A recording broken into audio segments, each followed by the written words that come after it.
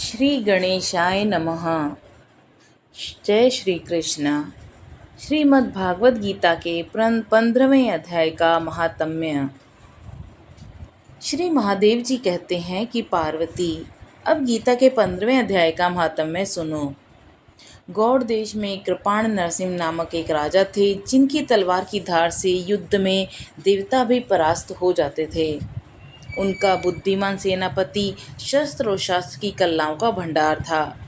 उसका नाम था सरभ मेरुंड। उसकी भुजाओं में प्रचंड बल था।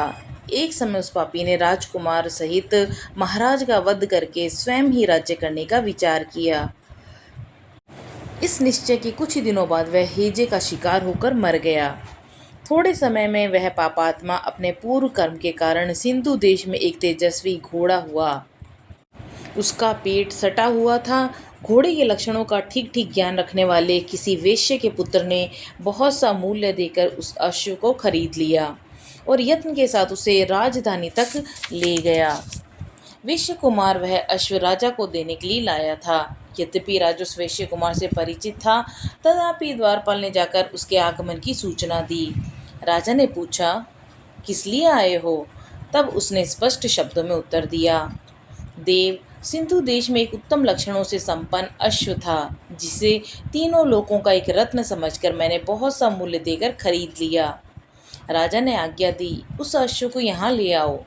वास्तव में वह घोड़ा गुणों में उच्च श्रवा के समान था। सुंदर रूप का तो मानो घर ही था, शुभ लक्षणों का समुद्र जान पड़ता था।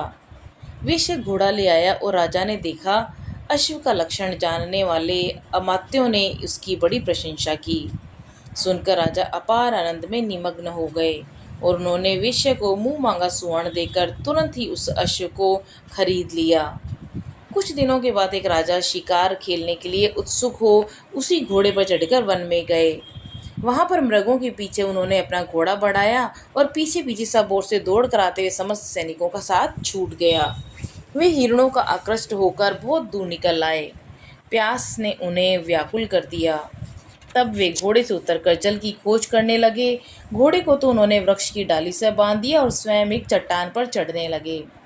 कुछ दूर जाने पर उन्होंने देखा कि एक पत्ते का टुकड़ा हवा से उड़कर शिलाखंड पर गिरा है। उसमें गीता के 15वें अध्याय का आधा श्लोक लिखा हुआ था। राजा उसे बाँचने लगे।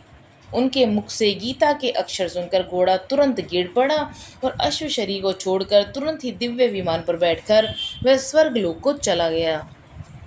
तत्पश्चात राजा ने पहाड़ पर चढ़कर एक उत्तम आश्रम देखा, जहाँ नाग केशर, केले, आम और नारियल के वृक्ष लहरा रहे थे। आश्रम के भीतर एक ब्राह्मण बैठे हुए थे, जो संसार की वासनाओं से मुक्त थे। राजा ने उन्हें प्रणाम करके बड़ी भक्ति से पूछा, ब्राह्मण, मेरा अश्व जो अभी अभी स्वर्ग को चला गया है, उसमें क्या कारण है? राजा की बात सुनकर त्रिकालदर्शी, मंत्रवेता और महापुरुषों में श्रेष्ठ विष्णु शर्मा नामक ब्राह्मण ने कहा, राजन, पूर्व काल में तुम्हारे यहाँ जो सर्व मेरुंड नामक सेनापति था, वह तुम्हें पुत्रों सहित मारकर स्वयं राज्य हड़प लेने को तैयार था। इसी बीच हेजे का शिकार होकर वह मृत्यु को प्राप्त हो गया। उसके बाद उसी पाप से वह घोड़ा हुआ था और यहाँ कहीं गीता के 15वें अध्याय का आधा श्लोक लिखा उसको मिल गया था और उसे तुम बाँचने लगे। उसी को तुम्हारे मुख से सुनकर वह अश्व स्वर्ग को प्राप्त हुआ है। तदंतर राजा के पार्श्ववर्ती सैनिकों ने ढूंढते हुए वहां आ पहुंचे। उन सबके साथ ब्राह्मण को प्रणाम करके राजा प्रसन्नता पूर्वक वहां से चले और गीता के 15वें अध्याय के श्लोकाक्षरों से अंकित उसी पत्र को बाँच बाँच कर प्रसन्न होने लगे। उनके नेत्र हर्ष से खिल उठे थे। घर आकर उन्होंने मंत्रवेता मंत्रियों के साथ अपने पुत्र सिंहबल को राज्य सिंहासन पर अभिषिक्त किया और स्वयं 15वें अध्याय के जप से विशुद्ध चित्त होकर मोक्ष को प्राप्त कर लिया। जय श्री कृष्ण।